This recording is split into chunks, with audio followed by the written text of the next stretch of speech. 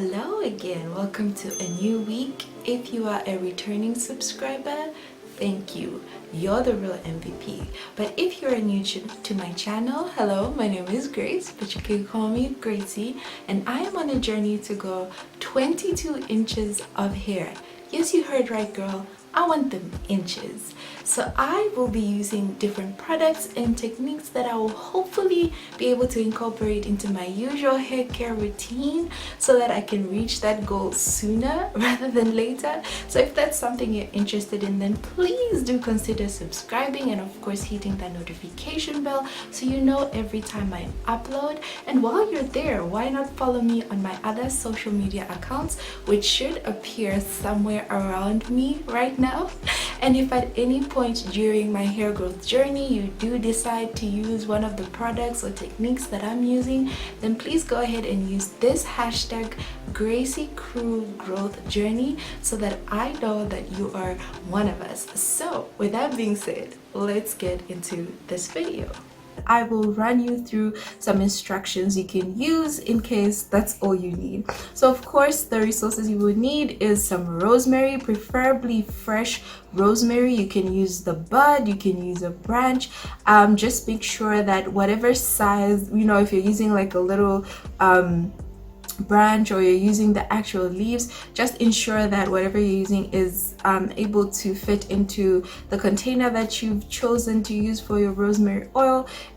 Whatever size it is, ensure that the rosemary can fit in that.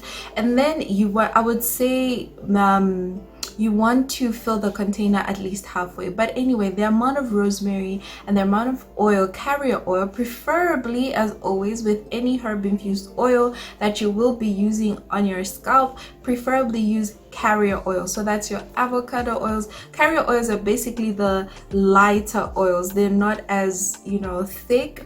So things like grapeseed oil, I personally like to use sunflower oil. I find also soybean oil, pure soybean oil is actually really good as well, and some other ones.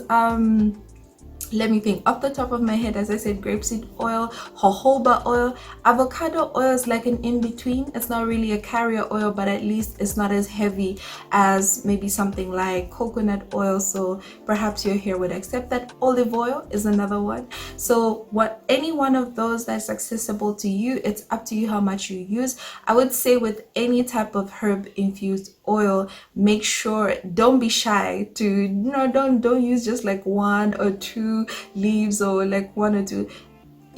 Pack it in there. If you're using half the jar, pack in as much rosemary as you can into the amount of oil that you have. That way your oil will be much more potent. So there are two ways you can do this. The faster way is you would either use the double boiler method. So this is where you put a pot of boiling water or wherever you would be able to boil some water, and you're going to put your container either within that pot. If you're using a glass jar that can handle that type of heat, then go ahead. If not, then maybe put like a basin or something, put your oil in there, put your rosemary leaves or rosemary branches in there, leave it for a few minutes. I would say 5-10 minutes. Make sure that whatever container you're using to hold the oil and the rosemary doesn't melt off, it's able to handle the heat. That would be one of the ways you can do. Or you can actually, on very low heat, use a pan or a small pot, get your oil, put it in there, heat it up, and then add your rosemary. And that will be one of the ways you can quickly help all those nutrients and good stuff in the rosemary infuse into the oil. Now if you don't mind taking your time, or you don't want to use any heat, you do not want to use any excessive amount of utensils. What the hell?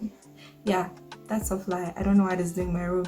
But anyway, if you do not want to use any heat, you can go ahead and take your rosemary, Make sure that it's dried rosemary. Okay, make sure you're using dried rosemary to avoid growing any bacteria in your oil. As I said before, and I keep on saying, when you're making anything with any fresh herbs, you remember that they have moisture in them, and where moisture is, there's a chance for bacteria to grow. So get rid of the moisture by just allowing the rosemary to dry up. It could be in the sun. You could leave them just out, somewhere where there's good ventilation, and they literally, it would take not more than a day. It will not take more than a day.